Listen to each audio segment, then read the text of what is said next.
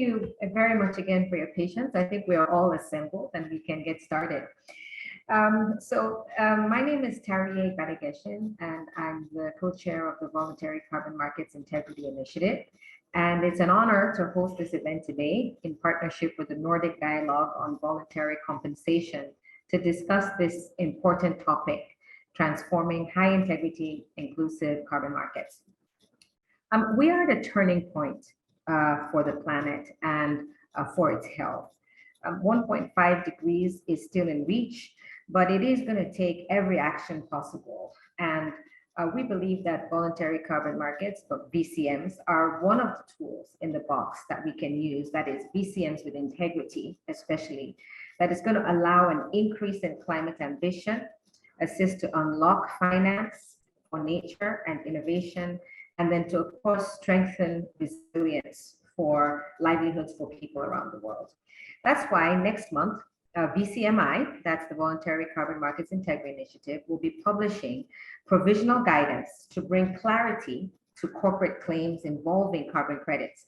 Hope you can join this high-level event on June 7th and help us to refine it, to road test it, and go through a public consultation with us to make sure that this works. VCMs are diverse and they have delivered a lot of positives, but they've also been criticized for mis-selling on the supply side, and they've also been accused of greenwashing on the demand side. We hear about bad projects which don't result actually in any carbon saved, and worse, projects that actually displace local communities and undermine land rights. But we know that these markets can be transparent, and if they're transparent and inclusive, they can be indeed purposeful. And that's why we're here today to discuss how voluntary carbon markets finance can drive low carbon transformation in emerging economies. So today, our opening remarks are going to be given by Milagros Sandoval Diaz. I'm thrilled that you were able to make it. She's the Director General of Climate Change and Desertification of the Ministry of Environment of Peru, and is an experienced environmental lawyer. Milagros will provide opening remarks before we move on to the panel discussion, and thereafter we'll be joined by the esteemed guest speakers. To the Director General, we're happy to hear from you. Thank you very much. I hope you can hear me. Yes, we can. Wonderful. Thank you very much. And thanks again for the invitation. It's definitely an honor to be able to give some remarks related to the work that we are doing currently in Peru. And definitely for us, it is very important that we can also hear from different stakeholders, and also that we can disseminate the information that we are working on nowadays. So maybe let me just start by saying that definitely climate action is a necessary priority for all sustainable development processes.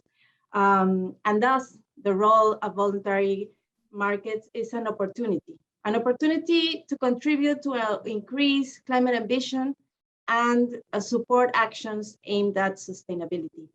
Voluntary carbon markets have had a very active role in Peru. Thanks to them, it has been possible to fund various initiatives and to bring funds in to where mostly needed, especially those related to REDD+ projects. These markets are an important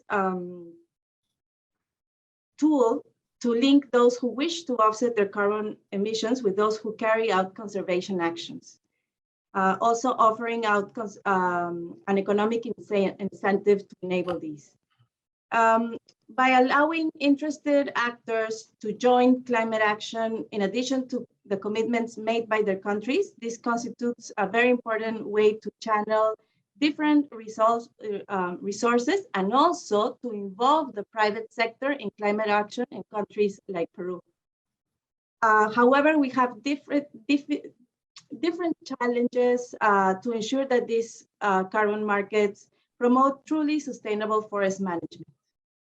And definitely one of the main challenges, and I think that this comes together with different countries that are facing these challenges, are technical challenges. There are issues related to information, science, that is still needed in countries like Peru, And definitely that is important to address. Hopefully, countries in the region, as well as Peru, are addressing these issues in a learning by doing way. But definitely there's a need to continue learning about these processes and how can we support each other under this work. And another side of these challenges are related to participatory processes.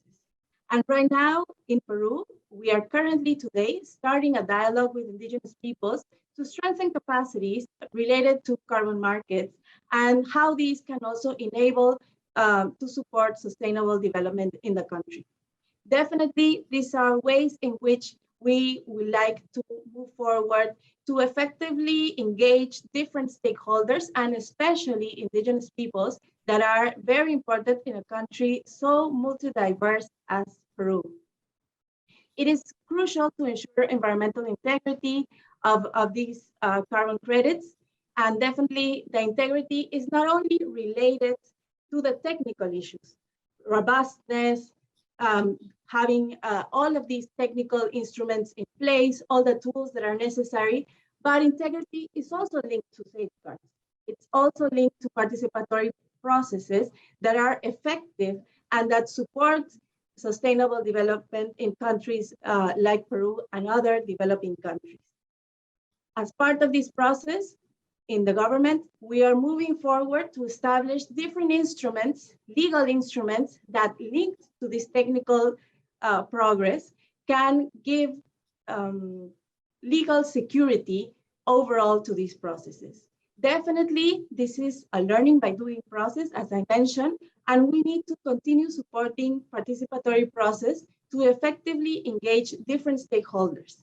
So in the case of Peru, we are currently now and linked to this process, working on our registry, that is the National Registry of Mitigation Measures, that is, its acronym is RENAMI in Spanish, that will be able to trace carbon credits produced in the country.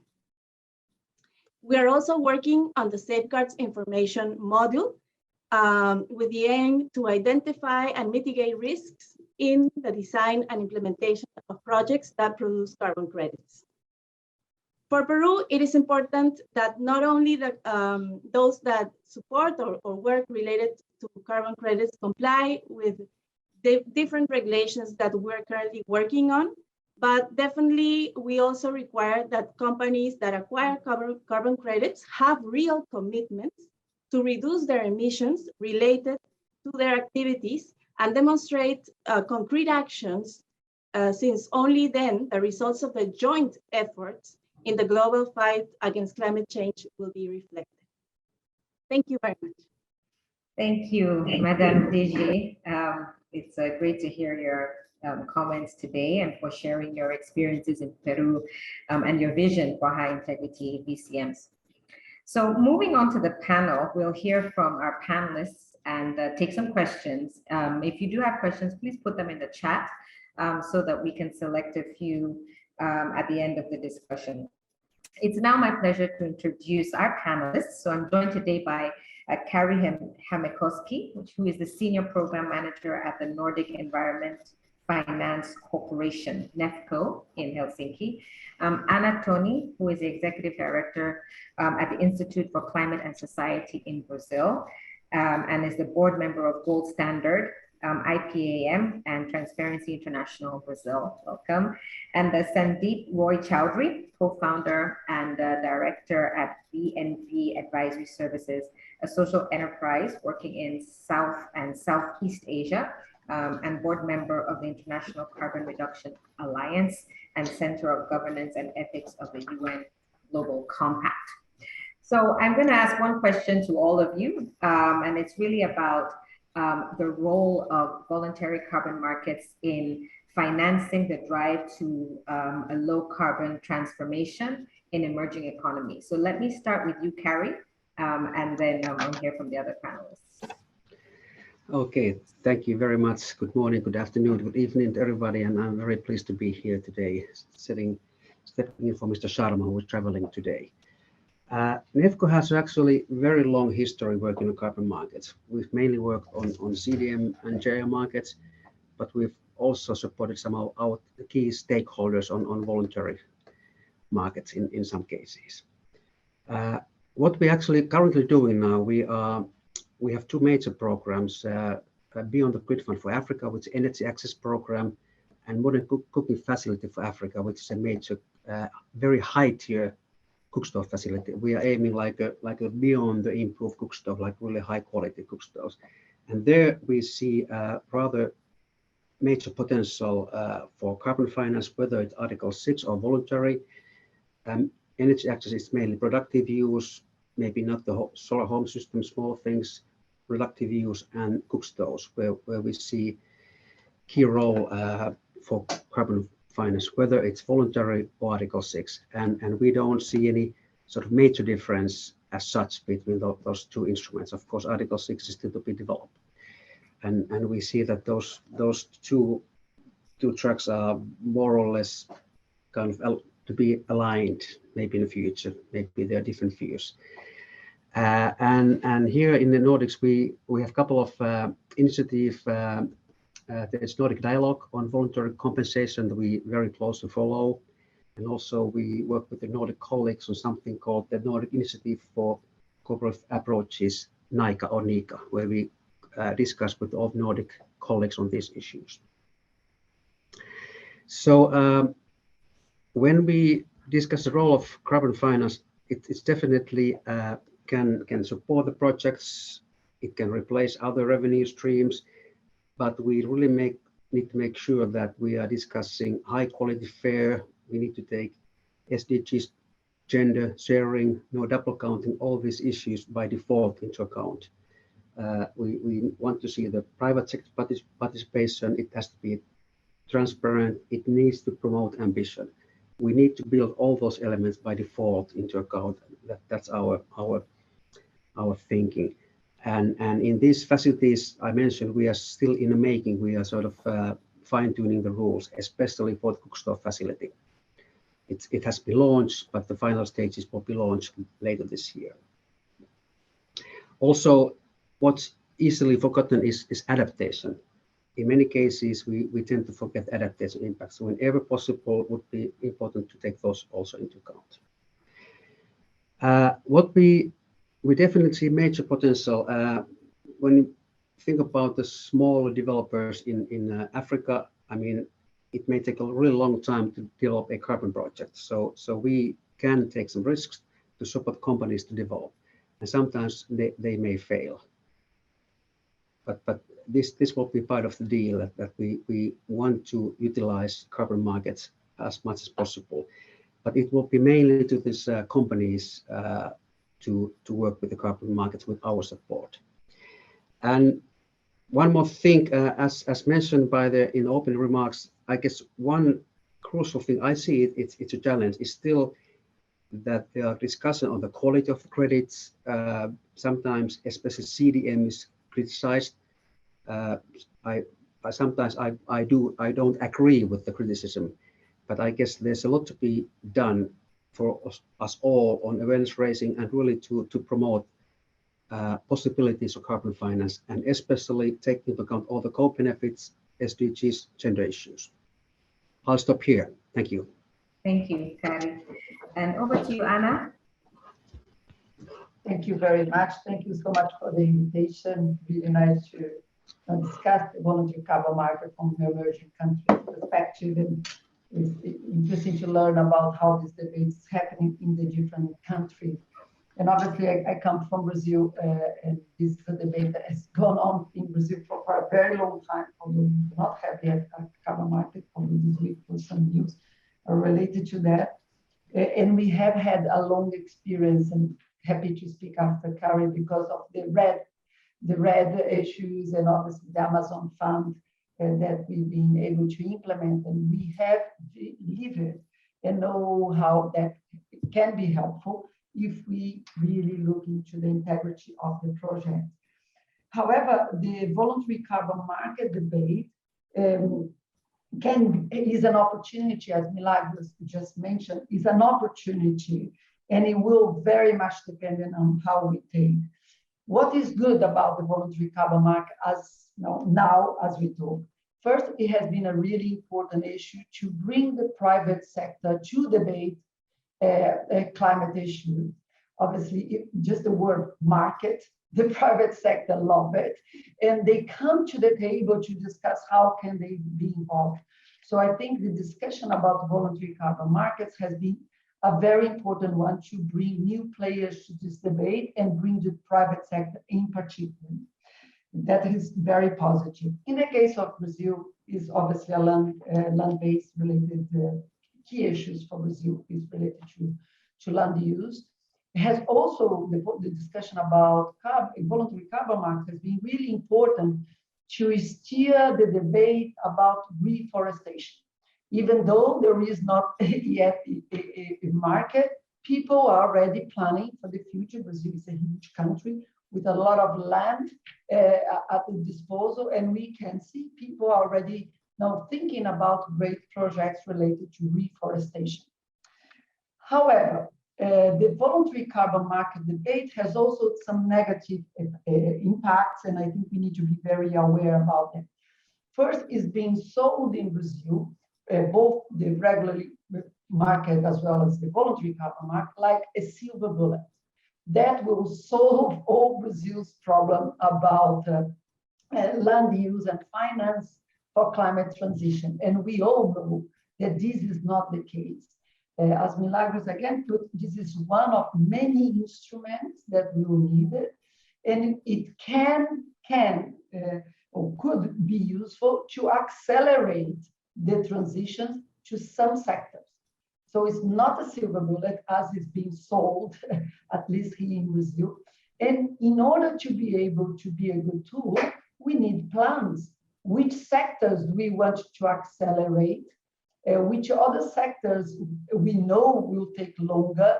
Which incentives we need to put for by different sectors? So without a very strong national plan about decarbonization, and understanding which sectors will be the best to use this market, it becomes just a market rather than a market to use for decarbonization. And in some aspect, I see the discussion in Brazil is going very much, everybody interested about the market, but we do not have plans to which sectors we want to decarbonize, first of all, and therefore it has zero link to our NDC implementation plans because we don't have that plan. Perhaps the worst of all for a country like Brazil.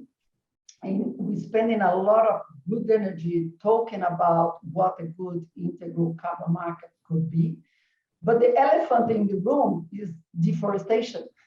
And it's as if those discussions are going in parallel, and it's as if they have no relationship between in a country of this size, we can continue having huge numbers of deforestation.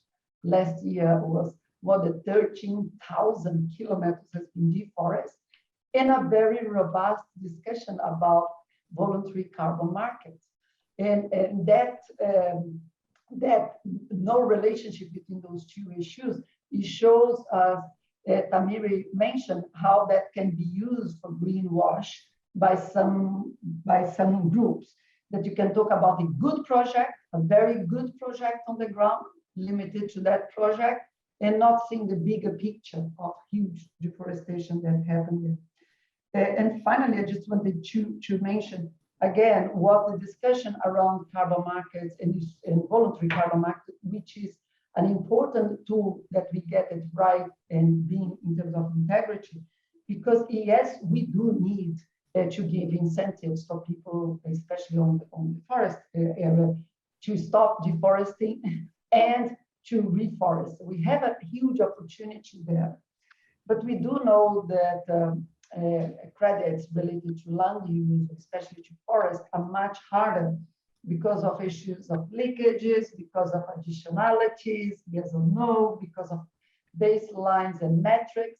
So there are several challenges in order for us to talk and discuss before voluntary or regular carbon market can be a helpful tool to all of us. We believe it can, we believe it should, and it really can accelerate, but without, as again, Milagros already mentioned, without having the participation of civil society, without focusing on integrity, it can be totally misused or becoming in parallel to the elephant in the room in the case of Brazil, which is deforestation.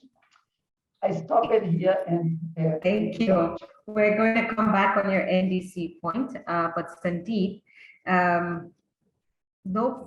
VCMs and economic and the low carbon transformation in emerging economies. Pause, 3 minutes, please. Sure, thank you. And it's a bit noisy around me because I'm at the physical I4C right now at Barcelona. So there's a lot going on around me. But look, I think one thing that I just want to clarify with Carl's question is, I don't think the VCM is Article 6. I think these are two separate issues, and I think they need to be looked at separately as well. So I think there's a space for the VCM in Article 6, but that might be different sectors that we're talking about. For example, the VCM is not just about REDD+ and nature-based. There's a lot more going on as well, which specifically I don't have experience with, but a lot of people are working on. For example, electrifying public transport systems, which I think is a great tool for VCM to come in with an Article 6 focus in the future. But I don't think we can take land use into Article 6. I think that's going down a dangerous slope, in my opinion. So I think there is different play for VCM, and we need to segmentize it because I think we simplified it into one bucket of nature-based or land use, because I think they all have very different needs of finance, which is where it comes back to the first point on emerging countries and why we need voluntary carbon markets, because governments are not going to go everywhere. There are indigenous communities which are at loggerheads with their own governments, actually. So to expect those same governments to finance some development activity for them is the wrong thing to do. And that's where well-meaning corporates who do believe in concepts that exist in the Paris Agreement, like common but differentiated responsibilities and things like that, which is not just the responsibility of countries to do that. I think corporates also have a play in that. And that's where I think voluntary markets can channel finance into places where nobody else will go. And that's an important thing to make, because I don't think we should confuse sovereign action with voluntary action. I do see that there are some sectors which will go that way, but that's something that I'm not a big fan of, especially I work only in Asia, except China. I understand this context here, where we believe that, not everything's going to be done by sovereigns. We can play a complementary action in order for countries to meet their NDCs. I think the first end goal is to countries meet NDC ambition we can talk about later. Having said that, there are live cases where you can fund a portion of the government's initiatives via voluntary markets and free up capital for the government to then use and actually enhance their NDCs. We've seen live cases scenarios where we've taken an entire clean cooking budget out of a government, funded it, and that same budget allocation was then used for rooftop solar subsidies, which was not in the original NDC plan at all. So in this case, it has actually not undermined ambition, it has increased ambition. So it's a complex subject. I think we should look at it at a complex levels. Different countries have different mechanisms to work with. But I do believe that voluntary markets can play a significant role in driving finance into places where nobody else will go. And yes, there needs to be more transparency. I am a firm believer in that. I think there needs to be more financial transparency, because I think there's just too much money floating around without the actual actors having any benefits that derive out of it. And that's a common problem across Asia, Africa, and Americas. So I think that's something that we will have to deal with. But let's look at this market as something that can be very, very complementary to national policies, not at loggerheads with national policies. I think we're taking it the wrong way. And again, my first point on segmentization, not every voluntary credit is going to come from land use. So I would stop there. And if you have any follow-ups, Daria, thank you. Thank you. We definitely have follow-ups, and you've all touched on them. And so the first follow-up is back to Kari, which is the concept of inclusivity. And I know you've touched on that, Sandeep, in terms of local communities and indigenous peoples. And so, Kari, how do we ensure that these investments are actually going to benefit local communities? And you mentioned your clean cooking program. It'd be interesting to hear how you're managing inclusivity and true downstream benefit with your work. Thank you very much for the question. I would like to say that in these activities we are now discussing, this energy access and cook stove, higher cook stove, we sort of by default inclusive because we have a very direct local beneficiaries in all cases. They're benefiting women, girl, in all cases kind of local people. So in our case, it's by default the program is rather inclusive, and the idea is that we, in many cases, we simply work with the local companies. In these programs, the main counterparties are companies, and they can have partners, NGOs, anyone can partner up. Basically, we partner up with the companies, and they come up with their business plans. They come to us, they propose this, which makes sense in the local context, I mean, where they work. So we like to think that this is rather inclusive by definition. It's like local business development.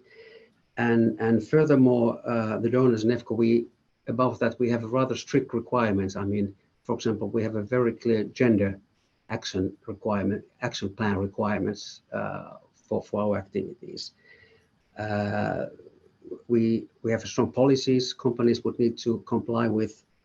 But furthermore, we do provide TA to the companies. We have a service provider for TA. And then, of course, we have a very, very strong MRV component that we really want to follow up the actual results. We have several layers that we really try to capture at the end of the day, the results. And so far, some pilot activities have been rather successful, that actually the activities have provided the benefits we hope that they should provide. So those are, I guess, the key things from my point of view. And the carbon finance will be built into these activities, whether it's Article 6 or voluntary market. We don't see any major difference, even though, as commented, there are differences. I fully acknowledge that. Thank you. Right. So, Anna, on the topic of VCMs and the voluntary nature of it, to what extent do you think that VCMs need to be aligned with nationally determined contributions? And does it matter if the VCMs are contributing to the country's climate ambition or just addressing overarching global climate ambition? How should we navigate this? As I mentioned, I think the role of countries first and foremost is to have a very robust plan of decarbonization. That's, I think, the base for both regular markets and voluntary markets. Because without that, we wouldn't know what is now additional and not additional. So I think aligning to the NDC is fundamental. It's not just important, more than the NDC, because the NDC is obviously an obligation, an international obligation, but having national plans that, and knowing those is what is really missing. And I wonder if we can have voluntary markets without first those plans in place. Secondly, without countries having a regular carbon market, because as voluntary carbon markets are additional to that effort, which kind of metrics do we have to show that additionality if we do not as yet have it? And I fully take the point on the land use and forest related that was discussed here by Sandra. But for countries, and I'd love to hear Milagros on that, for countries like Brazil, Peru, Colombia, that's where the interest is first of all on the suppliers of credit and related to land use, forest, and reforestation. That's where the interest on the debate of voluntary carbon market is. I wish, and I think in the case of Brazil, we would have great projects on the energy side, for example. But as the discussion is those countries becoming suppliers of credit, and now who are the buyers of that credit, people are looking just at the international market, and rather than our own national market and understanding what the industry of Brazil would need of credit. so that they would also do this transition. The debate is very much yet related to, producing as much credits on land use, hoping for a huge market coming from outside. And I think that's dangerous. Unfortunately, that's dangerous because it's not related to our industry plans. And I think we don't have a plan at the moment. So it becomes just a discussion about markets rather than implementation of the decarbonization plan. Right. So I think there's supply and there's demand. You need both of them to have a market. And so you've talked about the supply side, but demand side actually has a role to play in terms of the integrity spectrum, because how demand is implemented, how the claims that are made as a result of demand actually can sort of tie in to the development of the market. And so my next question for Sandeep is how demand can impact local communities. So the right type of demand, how does that tie into benefiting local communities, benefit indigenous people, and ultimately the market? Yeah, thank you. I mean, I think from the demand perspective, I think you actually laid it out. I think the integrity of the markets is in three portions. One is on the supply side integrity, that's the carbon credit itself, right? It's the 1 ton a ton. And then there's a transaction side, integrity, which is with the intermediaries or whoever the market actor is. And then there is a buy side integrity, which is the claims person. I think we confuse integrity as just one bucket, which is not true. I mean, a good carbon credit, if claimed wrongly, should not reflect on the supply side. It should reflect on the demand side. So, that's where I think we should be very, very careful about what we talk about in terms of integrity and quality. I think good demand, now when I say good demand, it could be from financial institutions who are investing into projects. I don't have a problem with that if that leads to more buy side, more supply for the buy side but again, done fairly transparently. I think that's quite important. I think we're seeing a lot of movement, especially on Anna mentioned about the nature-based projects. They're getting more into structured finance deals and so on and so forth. It's a complicated financial space that people are getting into. And so that transparency really becomes important. So, but then again is a demand side. And then there's of course the demand side at the end buyer end, which is basically tied up to SBTIs and net zeros and so on and so forth. That needs to be looked at very carefully. I just want to implore people that, an integrity question can be on both sides, on the supply side and the claim side.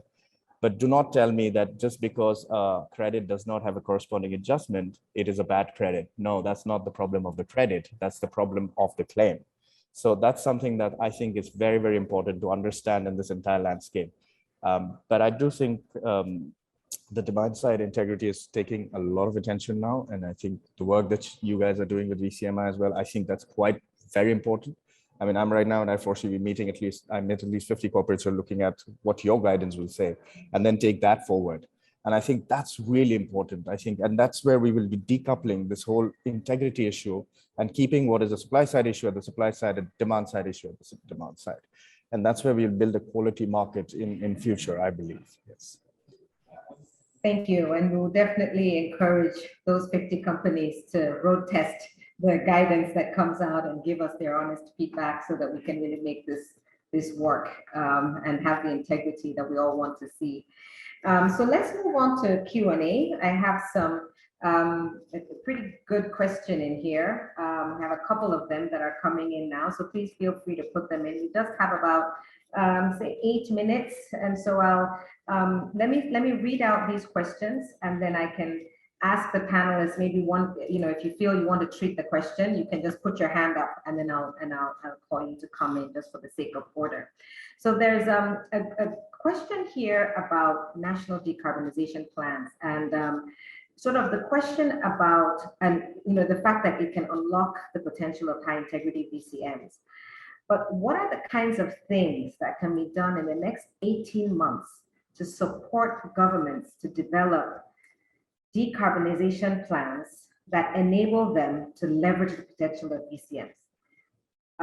Because what was said was really powerful. If you have a national decarbonization plan, you can strategically use VCMs, but there are not enough countries that are doing that.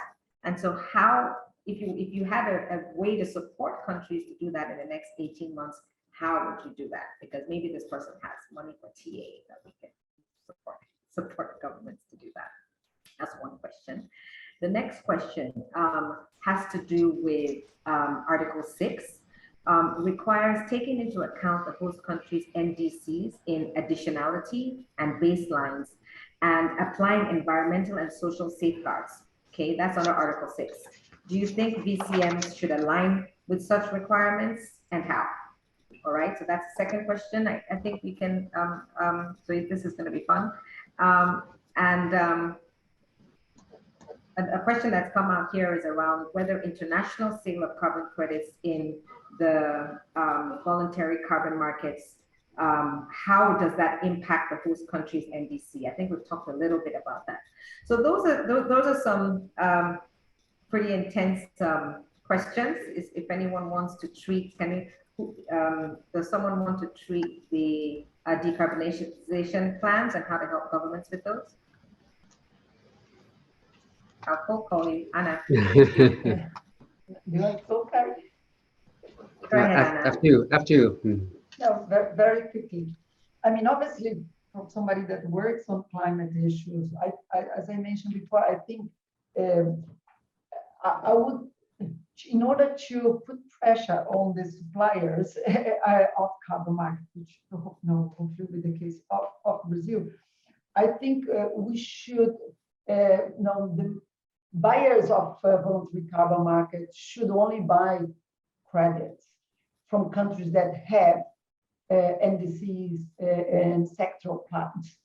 Because this would be a way to make sure that countries and private sectors in those countries that are interested also on the voluntary carbon market, they would use their muscles to pressurize governments to develop those national plans.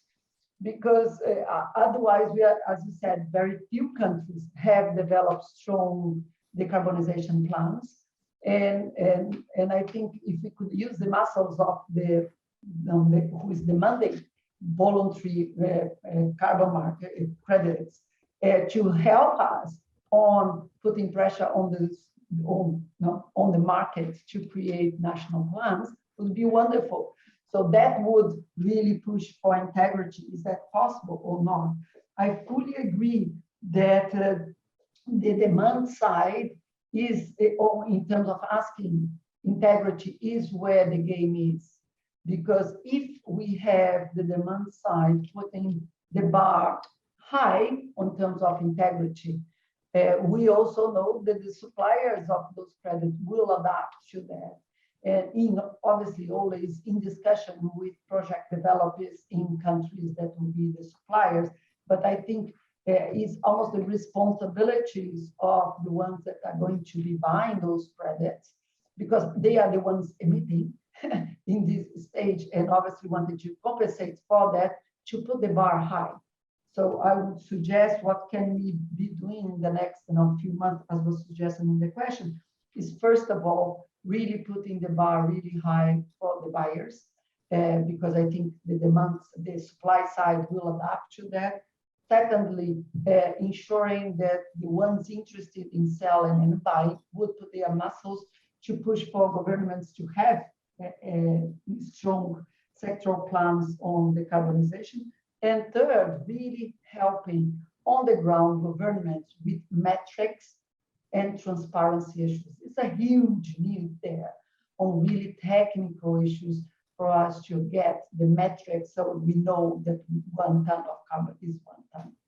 Okay, great. Well, we have 4, maybe 6 more minutes, given that we started late.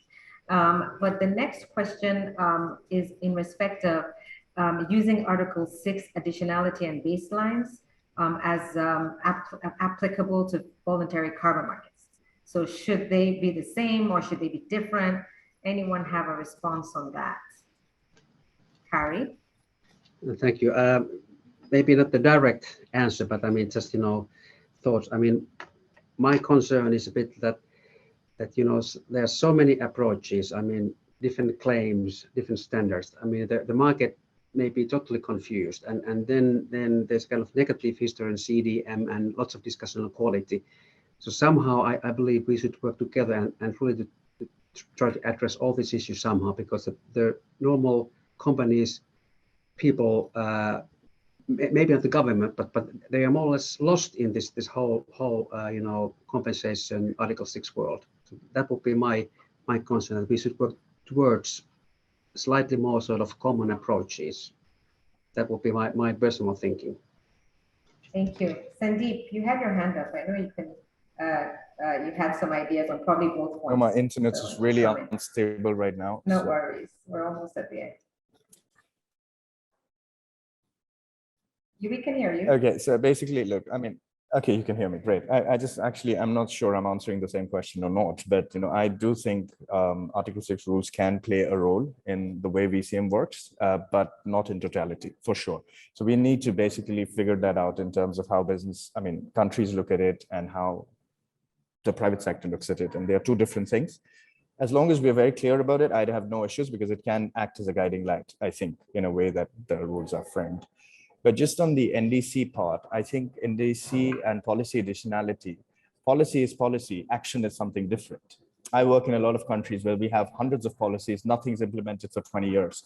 I can still make the case for additionality. And that's where something, just because it's in the NDC, does not mean it's going to be non-additional, in my opinion. Because NDCs are documents that's an intent to do something. That does not mean I do it. And governments have the history of not doing what they have promised to do. So we need to take that into account in the voluntary carbon markets, which is why I want that separation to be there. The understanding that just because there is a policy of increasing forest cover by 5% does not mean nobody else can work in increasing forest cover in that particular place, because that might be met or not. And these are very, very loose commitments. Sometimes if you read the NDC documents, I mean, though we take them as sacrosanct and everybody I meet says, oh, NDC, oh my God. But the fact is, this is just an intent document. And what are you going to do if they don't meet their NDCs? You can't do a thing about it. So for me, I think additionality as an argument needs to be made. And I completely get it. There is a lot of hot air around. I mean, let's not deny that. But again, always keeping everything within the or outside the ambit of NDC might not be the smartest idea ever, because it's just an intent at the end of the day. And policies, my only concern is that action delayed is action denied, especially to the communities that we owe this to. So while we wait for all of these policies to come up, I mean, NDC policies, get a step back, take a step back, understand your entire decarbonization is going to take time. Do not stop action in the meanwhile. We can figure this as we go. We will never have something perfect on the table for the next 10 years, as far as I'm concerned, but that should not delay action, so that's where I would. So this is a vote for getting started. Let's just keep moving. Exactly. Yeah, absolutely. Well, thank you all so much for this very intricate conversation, much more to be discussed. And just thank you for highlighting the challenges and the interlinkages between supply side, demand side, and intermediaries.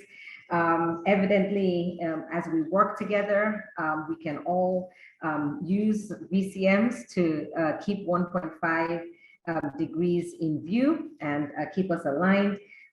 Some key points: integrity, equity, transparency are going to be fundamental. It's very important that we connect these different parts of the puzzle between the voluntary initiatives, Article 6. There's a need for consistencies and some streamlining to sort of make these more manageable from a practical standpoint, just as was said.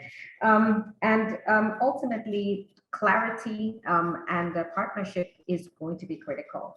And so again, just reminding you from our end that after months of consultation with the Global South, Global North governments, businesses on carbon credits, a lot of these topics have been discussed, even including civil society groups, local communities, and indigenous people.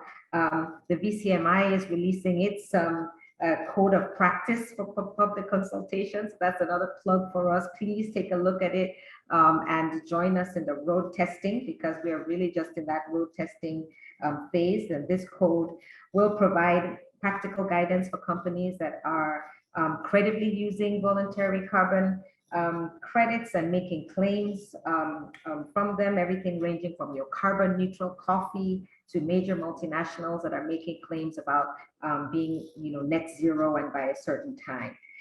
So this work takes us several steps forward. It's closing some gaps, but there's lots of players involved and we're all working together. So I hope many of you will join us on this journey. Another plug, June 7th is our launch. So hope you can join us at our high-level event, Bringing Integrity to Climate Claims, the VCMI Claims Code of Practice. So again, thank you to everyone for joining us. Thanks for the great conversation and see you soon. Okay, bye.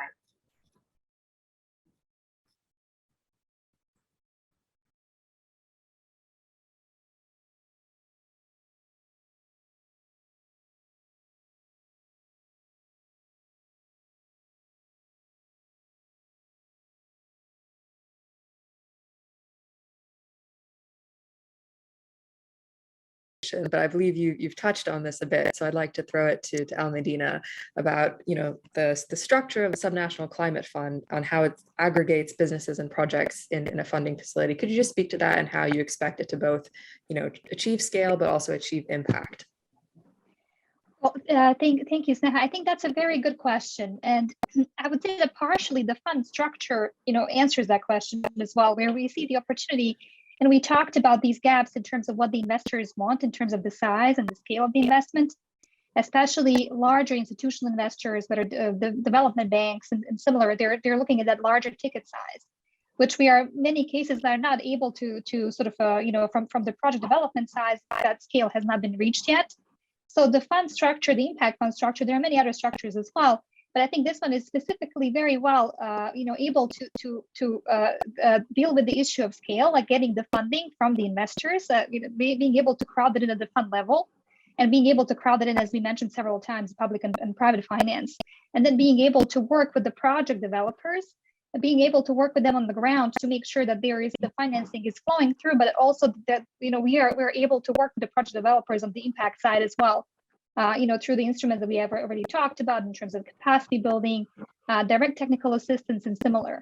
So in that context, I think that SCF it has a lot of good examples, and I think lessons learned that we're going to be able to share with the wider community. So not just within our partnership, but for the market in terms of what we can learn from those processes in the future. So maybe I'll stop there, but I would say the fund structure is the way to go. Mm-hmm. And then from the investor perspective, or the private capital perspective, Edit, if you could comment on the maybe current opportunities and barriers for making these type of large investments from the private sector, and what do you do when, let's say, I've heard the phrase capital is lying around in billion-dollar tranches, but the ground actually needs much smaller ticket sizes. So can you just speak to that flow through and that decision-making perspective from the private side? Yeah, no, that's right. So there are a lot of billions that are trying to reach the ground. I think it's still, we haven't seen the translation of all those commitments into real investments, because then the fund managers would be much more busier structuring the fund. So I think there is still that lag.